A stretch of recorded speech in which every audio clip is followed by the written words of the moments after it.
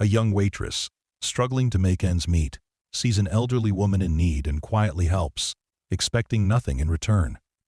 But the universe, it seems, had a grander plan. Days later, a startling revelation turns her humble life upside down, proving that sometimes the greatest rewards come from the purest intentions. Before we carry on, please hit the subscribe button to make my day, and let me know where you are watching from in the comments.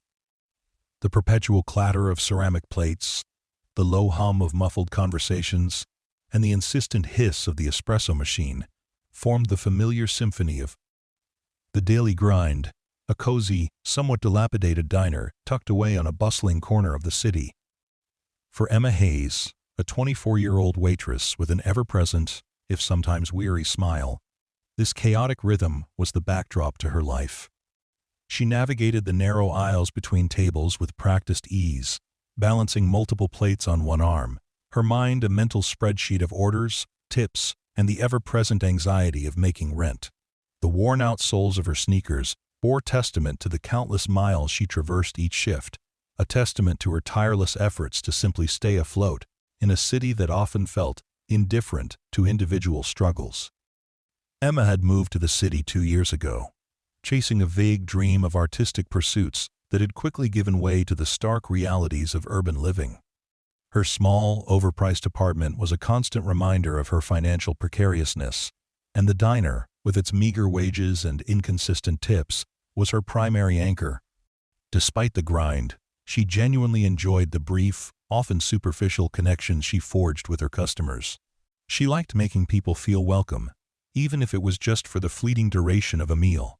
It was a small act of kindness she could offer, something that didn't cost her anything, a brief respite from her own worries. The afternoon shift was typically the slowest, a languid stretch between the frantic lunch rush and the early dinner crowd. Emma was wiping down tables, her thoughts drifting to the mounting pile of bills on her kitchen counter, when the bell above the door chimed softly, announcing a new arrival. An elderly woman stepped inside, her frail frame stooped, her movements slow and deliberate. She wore a faded, unfashionable coat, despite the mild weather, and carried a worn, almost threadbare, handbag clutched tightly in her hands. Her hair, a wispy cloud of white, was pulled back in a simple bun, and her eyes, though clouded with age, held a surprising intensity. She looked profoundly tired, as if the weight of the world rested on her shoulders. Emma, accustomed to a wide array of clientele, offered a warm, genuine smile. "Welcome to the daily grind. Just one today?" The woman nodded, her voice a fragile whisper. "Yes, dear. Just me." She chose a small, inconspicuous booth in the corner, near the window, her movements hesitant. Emma handed her a laminated menu, a brief flicker of concern crossing her mind. The woman seemed particularly vulnerable, almost fragile. "Can I get you anything to start? Coffee, tea?" Emma asked gently, her voice softer than usual. "Just a cup of the tomato soup, please," the woman replied, her gaze fixed on the menu as if it held profound secrets. "And a glass of water." "Coming right up," Emma said, moving away to place the order. She noticed the woman's hands trembled slightly as she clutched the menu, and a faint flush of embarrassment rose in Emma's cheeks as she realized the woman was likely trying to hide a tremor. She returned a few minutes later with a steaming bowl of rich, red tomato soup, a basket of warm bread, and a glass of ice water. The aroma of the soup, hearty and comforting, filled the small booth. The woman looked at the bowl with an almost reverent expression, as if it were a feast. "Thank you, dear," she murmured, her eyes holding a deep, unspoken gratitude. Emma refilled her water glass twice during the meal, observing the woman from a distance. She ate slowly, deliberately, savoring each spoonful of soup as if it might be her last. There was a quiet dignity about her, despite her worn appearance, a gentle grace that set her apart. Emma noticed her looking out the window, her gaze fixed on the bustling street, a hint of melancholy in her aged eyes. When the woman finished, Emma approached the table with the small, laminated check. "How was everything for you today?" she asked, her voice cheerful, but a knot of unease began to form in her stomach. The woman nodded, a faint, almost wistful smile touching her lips. "It was wonderful, dear," Truly, just what I needed. She reached into her worn handbag, her movements slow and fumbling. Her fingers rummaged through the contents, pulling out a crumpled tissue, a worn coin purse, and a few loose change. A growing tension settled in the air as she painstakingly counted out the coins, her brow furrowed in concentration. Emma watched, her heart sinking. She saw the quiet desperation in the woman's eyes as she laid out the paltry sum on the table. It was clearly not enough to cover the bill. The woman's face, etched with a quiet humiliation, reflected the crushing weight of her predicament. She avoided Emma's gaze, her cheeks coloring slightly. I seem to have miscounted, the woman whispered, her voice barely audible, a profound apology in her tone. I'm so terribly sorry, dear. I must have left my purse at home. She looked up at Emma, her eyes filled with a helpless despair. In that moment, Emma didn't hesitate. The image of her own precarious finances, the struggle to make ends meet, faded into insignificance. She saw only the raw vulnerability, the quiet dignity of an elderly woman facing a moment of profound embarrassment. Her own struggles, for a brief instant, were forgotten, eclipsed by a simple, human need to help. It was an instinct, pure and unbidden. "Oh, don't worry about a thing," Emma said, her voice light, reassuring, as if it were the most natural thing in the world. She reached for the check, casually picking it up. "My treat today. Consider it on the house." She offered a wide, genuine smile, trying to convey genuine warmth and ease the woman's discomfort. "We all have days like this, right?" The woman looked at Emma, her eyes widening in surprise, then slowly filling with tears. Her lips trembled, but she said nothing, her gaze fixed on Emma's face, a silent, profound gratitude in her tear-filled eyes. She seemed almost too overwhelmed to speak. After a long moment, she slowly, deliberately, stood up, her movements still frail. She gave Emma a small, almost imperceptible nod, a gesture that held more weight than any words could convey. Then, without another word, she turned and slowly walked towards the door, her faded coat disappearing through the entrance. She vanished into the bustling city street, a ghost of a figure, leaving Emma standing by the table, a strange mix of emotions swirling within her. There was no "thank you," no elaborate display of appreciation. Just that silent nod, those tear-filled eyes, and then quiet disappearance. Emma felt a pang of slight disappointment, a fleeting desire for verbal affirmation, but it was quickly overshadowed by a sense of quiet satisfaction. She had done a good deed, a small act of kindness that had, perhaps, saved an elderly woman from a moment of profound humiliation. That was enough. She picked up the crumpled change the woman had left, dropping it into the tip jar, a small, ironic gesture. Life would go on. The bills would still need paying, but for a brief moment, a flicker of warmth had passed between two strangers in a bustling city diner. It was a fleeting interaction, one among hundreds in a busy week, destined to be forgotten amidst the daily grind. Or so Emma thought. The days that followed the elderly woman's visit settled back into the familiar rhythm of Emma's life at the daily grind. The memory of the woman, her quiet dignity and tearful eyes, faded into the background, replaced by the immediate demands of demanding customers, overflowing coffee cups, and the constant hum of the diner. Emma continued to navigate her shifts with the same weary efficiency, her thoughts perpetually tethered to her financial struggles. The bills didn't magically disappear, and the tips, though appreciated, rarely amounted to much more than survival. One particularly grueling Tuesday afternoon, a week and a half after the incident with the soup, Emma was clearing tables, her mind preoccupied with the leaky faucet in her apartment and the rising cost of groceries. The bell above the door chimed, and a man entered. He was impeccably dressed in a sharp, dark suit, his silver hair neatly combed, and his demeanor radiating an air of quiet authority. He carried a sleek leather briefcase and looked conspicuously out of place amidst the diner's chipped formica tables and worn vinyl booths.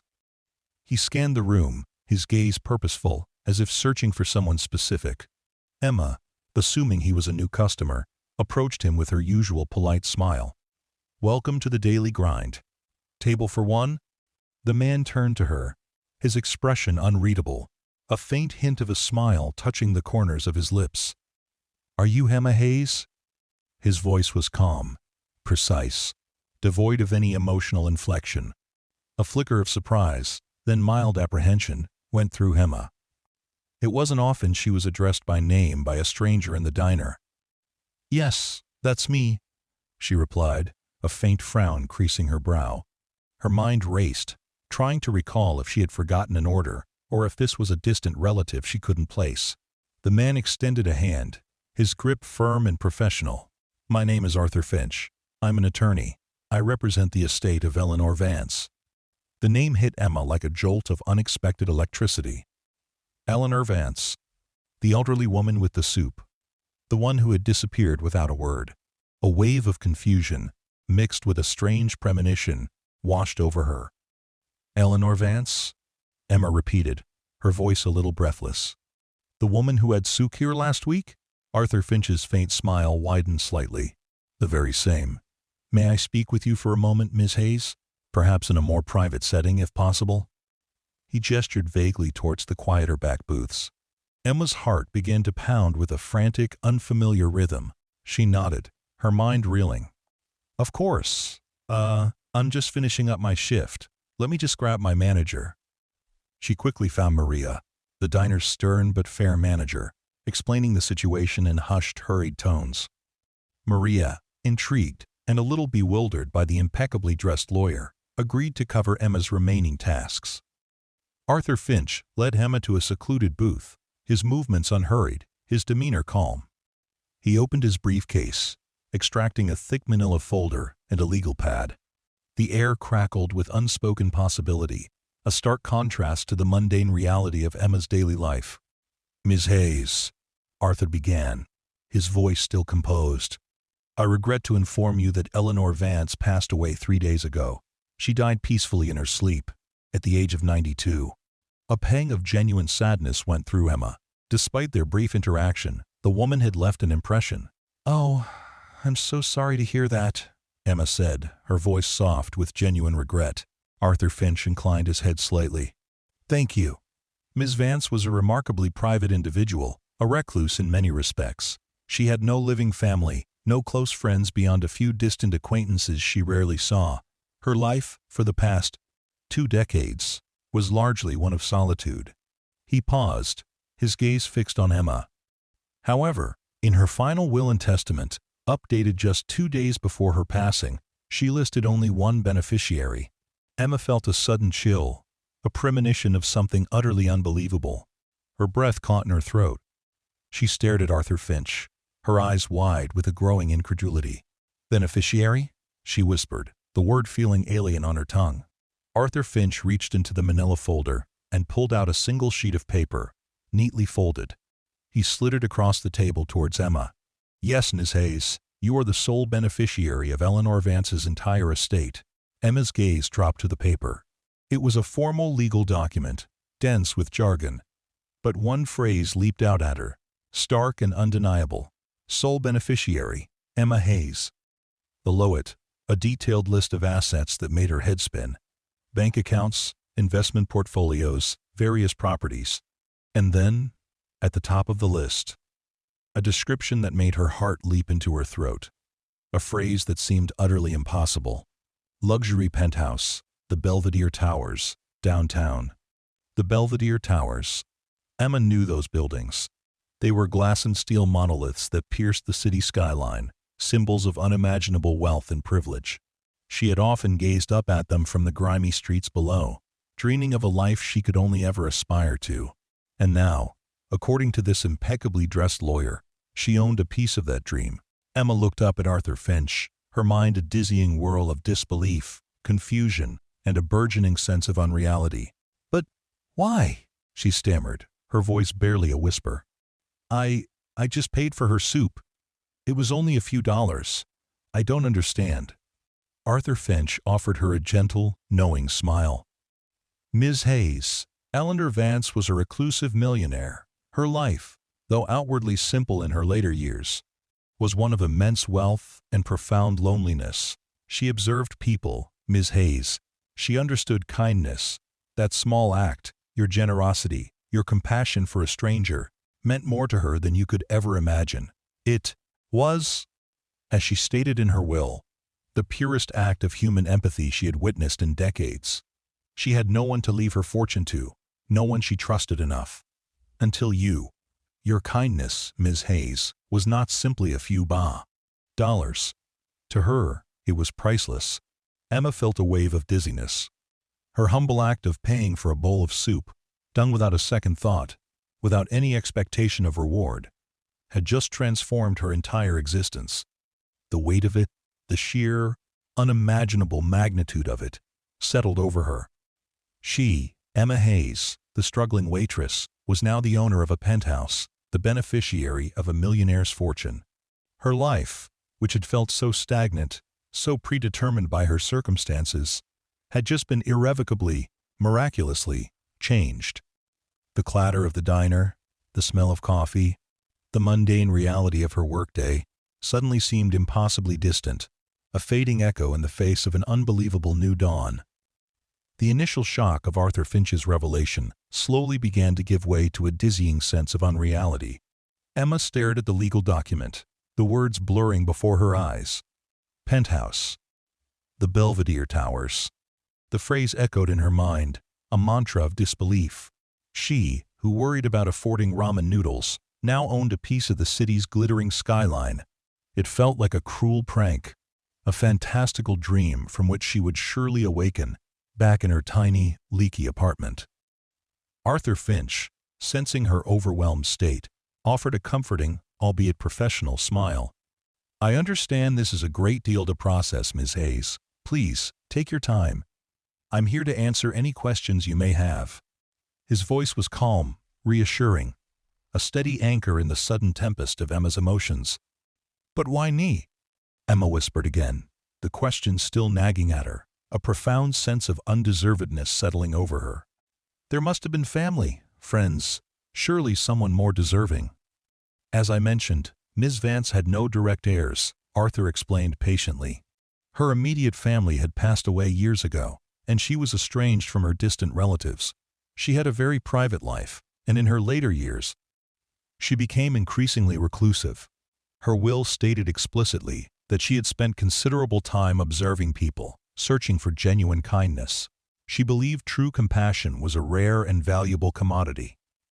Your act, Ms. Hayes, touched her profoundly. She felt it demonstrated a selfless generosity she had rarely encountered.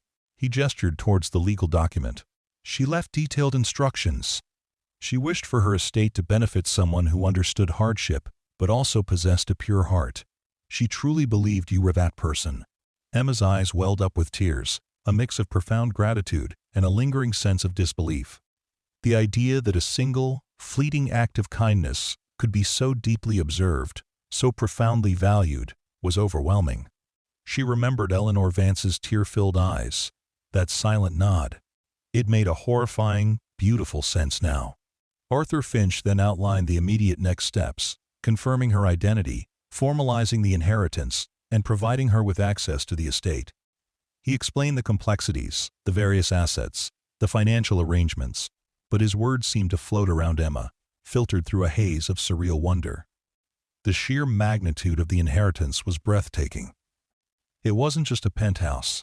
It was a substantial financial portfolio, enough to secure her future many times over. "There's one more thing, Ms. Hayes," Arthur said, his voice lowering slightly. "Ms. Vance requested that you visit the penthouse as soon as possible. She left a personal note for you there." The thought of stepping into Eleanor Vance's private world, her sanctuary, filled Emma with a strange mix of trepidation and anticipation. It felt like walking into a dream. The following day, after a night spent tossing and turning, her mind racing with unbelievable possibilities, Emma found herself standing before the imposing glass doors of the Belvedere Towers. The building gleamed under the morning sun, its sleek facade reflecting the bustling city below. Everything about it screamed luxury, a world away from the gritty reality of the daily grind. She felt a profound sense of displacement, as if she were an imposter in a meticulously curated dream. A uniformed doorman, his expression initially dismissive, quickly became deferential when Arthur Finch, who had accompanied Emma, explained her presence. They rode a private elevator, its polished brass and rich wood paneling, a stark contrast to the cramped, noisy lift in Emma's apartment building. As the elevator ascended, the city skyline unfolded beneath them, a breathtaking panorama of skyscrapers and distant green spaces. The doors chimed open on the top floor, revealing a private foyer. Arthur Finch led Emma into the penthouse. The air inside was cool, silent, and permeated with a faint, elegant scent of old books and something floral. Emma gasped. The penthouse was vast, sprawling, bathed in natural light from floor-to-ceiling windows that offered an unparalleled 360-degree view of the city. It wasn't ostentatious or overtly modern. Instead, it exuded a timeless elegance, filled with antique furniture, rich tapestries, and a library that stretched across an entire wall, overflowing with books. Every piece seemed to tell a story. Every detail spoke of a life lived with quiet appreciation for beauty and knowledge. It was a home, not just a luxury apartment. A grand piano sat in one corner, its polished surface gleaming. Delicate porcelain figurines adorned various surfaces, and framed photographs, faded with age, depicted a younger Eleanor Vance, her eyes bright with a vibrant energy that was hard to reconcile with the frail gray woman Emma had met. Miss Vance had a profound love for literature and art, Arthur Finch explained, his voice hushed in the vast space. She spent most of her life collecting rare books and supporting local artists. This was her sanctuary. Emma walked slowly through the penthouse, her footsteps almost silent on the plush carpets. She ran her hand over the smooth wood of an antique table, gazed out at the sprawling city, her mind struggling to comprehend that this was now hers. It was too much, too grand, too unbelievably different from anything she had ever known. Arthur Finch led her to a sun-drenched study, filled with more books and a grand mahogany desk. On the desk, placed neatly in the center, was a single, cream-colored envelope. Her name, Emma Hayes, was elegantly inscribed on the front in a delicate, slightly shaky hand. "This is the note Miss Vance left for you," Arthur said, his voice soft. He then excused himself, giving Emma the privacy she needed. Emma's hands trembled slightly as she picked up the envelope. It felt heavy, imbued with the unspoken wisdom of an entire lifetime. She carefully broke the seal and pulled out a single sheet of paper. The handwriting was the same elegant, slightly shaky script she had seen on the envelope. "My dearest Emma, if you are reading this, then my journey has ended, and yours is about to begin in a way neither of us could have foreseen. You will undoubtedly be wondering why me, why you. Let me assure you, it was no random act. For many years, I have lived a life of quiet observation, a prisoner of my own wealth and the unfortunate experiences that taught me caution. I saw greed, deceit, and self-interest in those who surrounded me, those who sought to exploit my fortune. Then, one ordinary afternoon, in a humble diner, a young woman, a complete stranger, saw an old lady struggling. She didn't hesitate. She didn't judge. She simply acted with pure, unadulterated kindness. You gave me dignity in a moment of vulnerability, Emma. You saw a human being, not a burden, not a challenge. You gave me grace. That simple act, that genuine warmth, resonated with me more deeply than any grand gesture, any elaborate display of affection. It reminded me that true humanity still exists, even in a world that often feels cold and indifferent. You have a good heart, Emma, a rare and precious thing. And I believe that a good heart, coupled with opportunity, can achieve remarkable things. My estate, vast as it may seem, is now yours. I ask only one thing. Use it wisely. Use it not just for yourself, but for others. Continue to be that beacon of kindness. Perhaps you can create your own acts of profound empathy, on a larger scale. Do not be overwhelmed by the wealth. Let it be a tool, a means to create a positive impact, to foster the very kindness you showed me. This penthouse was my sanctuary. I hope it becomes yours. May you find peace, purpose, and profound joy within its walls. And may you always remember the simple truth. A single act of kindness can change a life. It's certainly changed mine. With deepest gratitude and hope for your future, Eleanor Vance Emma finished reading, tears streaming down her face. The letter was a profound, deeply personal testament to Eleanor Vance's quiet suffering and her extraordinary act of faith. She hadn't just inherited wealth, she had inherited a legacy, a responsibility, a challenge to uphold the very values that had led to her improbable fortune. She walked to the massive windows, gazing out at the sprawling cityscape. The city, once a symbol of her struggles, now stretched before her, a canvas of endless possibilities. She was no longer just Emma Hayes, the struggling waitress. She was now the custodian of a remarkable legacy, a beneficiary of profound kindness, tasked with carrying forward a torch of compassion. Her life had irrevocably changed, but the essence of who she was, the simple kindness that had started it all, remained at her core.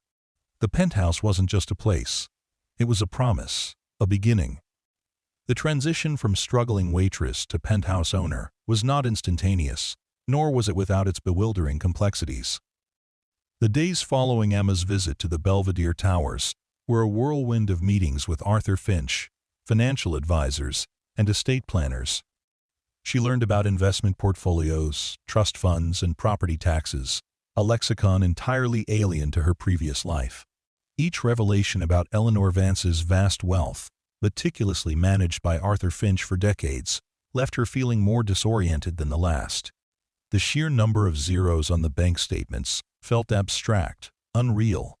She continued working at the daily grind for a few more shifts, needing the familiarity, the routine, as a grounding force amidst the surreal unfolding of her new reality.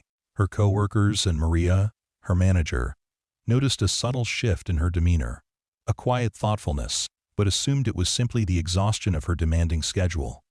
She hadn't breathed a word of her inheritance. The secret felt too monumental, too outlandish, to share with anyone just yet. She needed to process it, to understand its full implications, before she could articulate it to others. Her last shift at the diner was a bittersweet experience. She served her final customers, wiped down her last table, and said goodbye to Maria and her colleagues with a heavy heart, offering a vague explanation about needing a change of pace.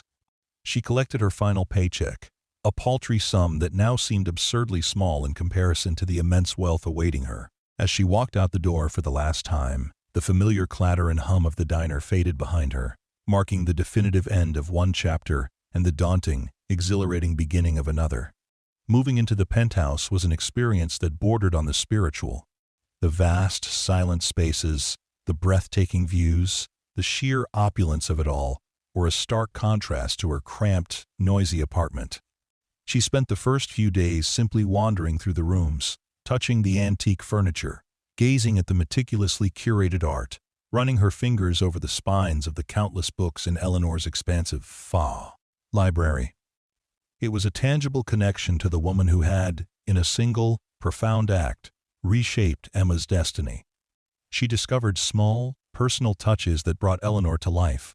A delicate, half-finished embroidery project on a side table, a worn teacup and saucer next to a well-loved armchair, a pair of reading glasses tucked to you inside a favorite novel.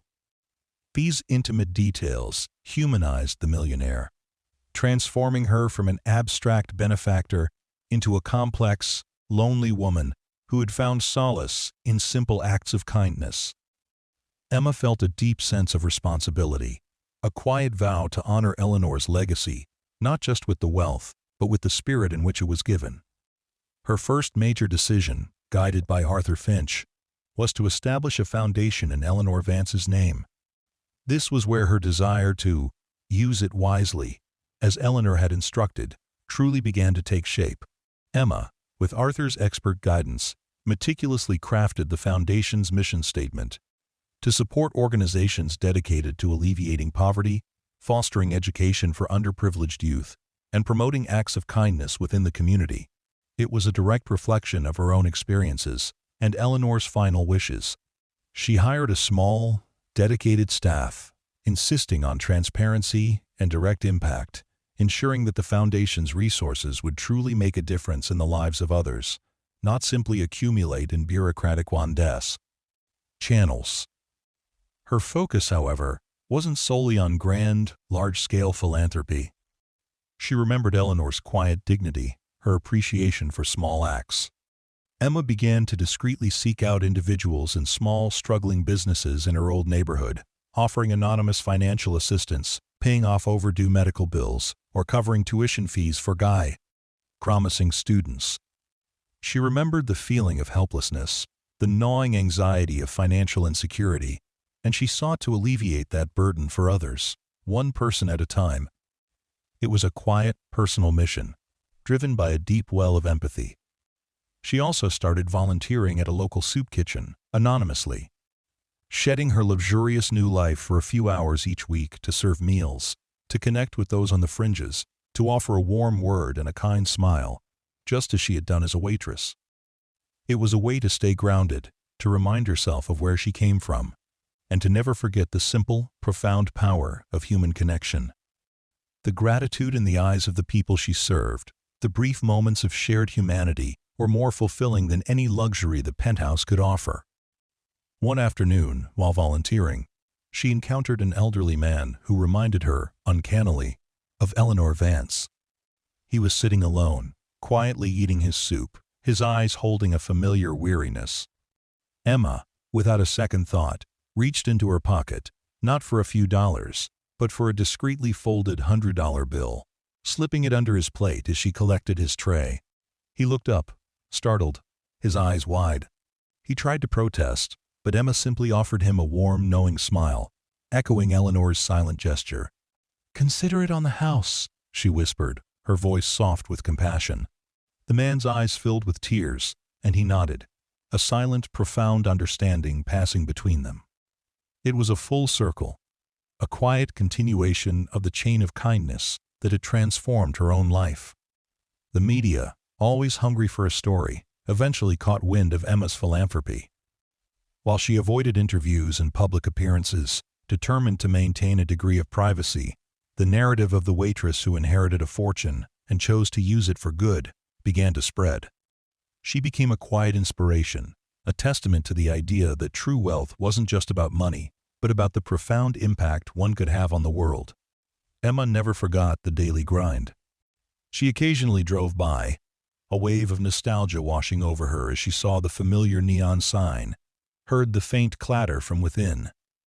She often sent large, anonymous donations to the diner, ensuring that the staff received generous bonuses, that improvements could be made, but the spirit of community she had found there continued to thrive. Years passed. The Penthouse became her true home, filled with her own books, her own art, her own cherished memories, blending seamlessly with Eleanor's legacy. She never lost sight of the woman who had, in a single, profound act of faith, changed her life. Eleanor Vance's note remained framed on her desk, a constant reminder of the purest act of human empathy that had set her on this extraordinary path. Emma Hayes, once a struggling waitress, was now a quiet force for good, a testament to the transformative power of kindness. She had learned that true wealth lay not in what you accumulated, but in what you gave, in the lives you touched, in the quiet, profound impact you left on the world. Her journey, sparked by a bowl of soup and a silent act of generosity, had blossomed into a legacy of compassion, a testament to the unexpected miracles that can unfold when a good heart is given the opportunity to shine. And in every act of kindness she extended, in every life she touched, the silent, grateful spirit of Eleanor Vance lived on, a testament to a connection forged in a humble diner, built on the simple, priceless act of paying rent for someone's soup. The initial phase of managing Eleanor Vance's estate had been a whirlwind of legalities and financial education for Emma. She quickly learned that immense wealth carried its own unique set of responsibilities and complexities. Arthur Finch remained her steadfast guide, patiently explaining investment strategies, philanthropic avenues, and the intricacies of managing a vast portfolio. He saw in Emma not just a beneficiary, but a nascent leader, a person genuinely committed to using her newfound fortune for good. Beyond the financial aspects, Emma immersed herself in understanding Eleanor Vance, the woman who had so profoundly altered her life. She spent countless hours in the Penthouse library, sifting through Eleanor's extensive collection of books, many of them annotated with Eleanor's neat, elegant script. She discovered a deep love for classic literature, philosophy, and history. Eleanor had been a keen observer of human nature, her marginalia often reflecting cynical yet insightful observations on society, power, and the elusive nature of true happiness. This intellectual journey allowed Emma to connect with Eleanor on a deeper level, to understand the solitary life she had led, and the profound impact of that single act of kindness in the diner.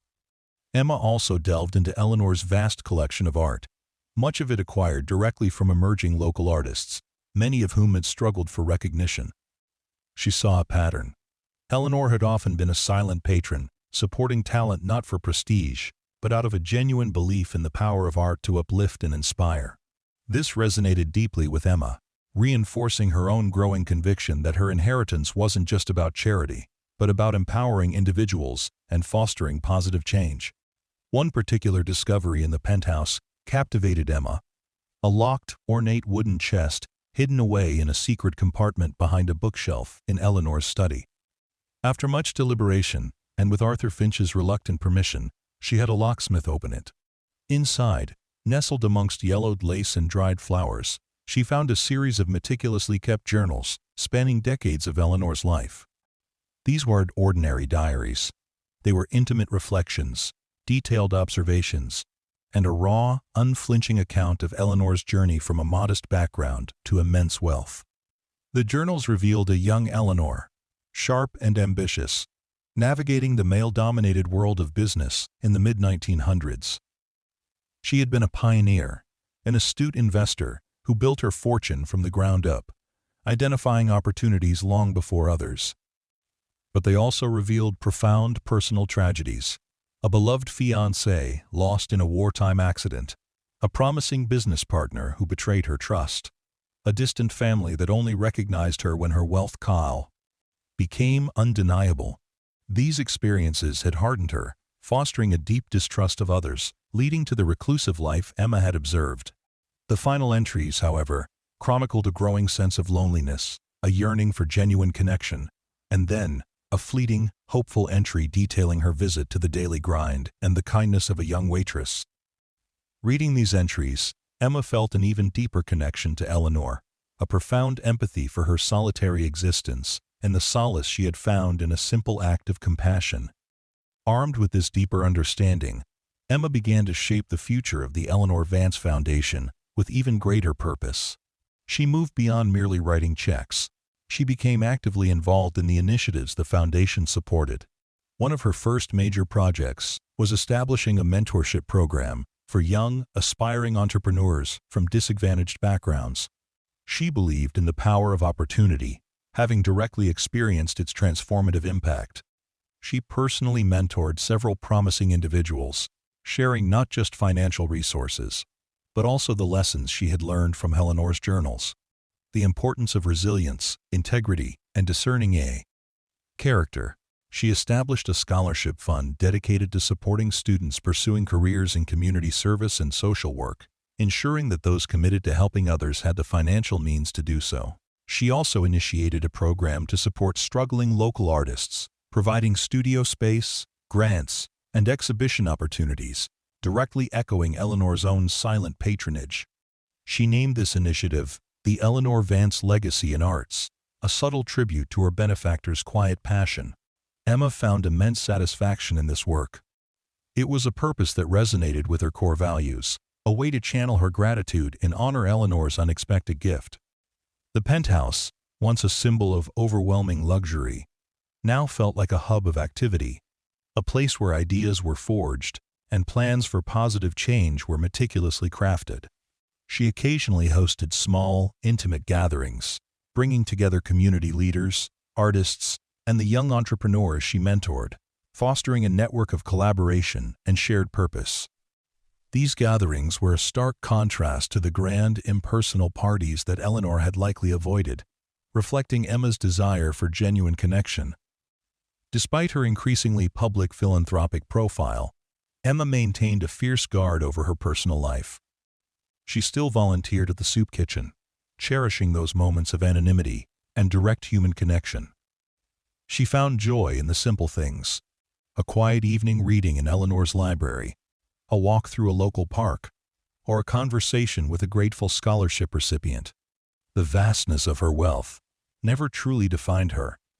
It remained a tool, a means to an end, rather than an end in itself.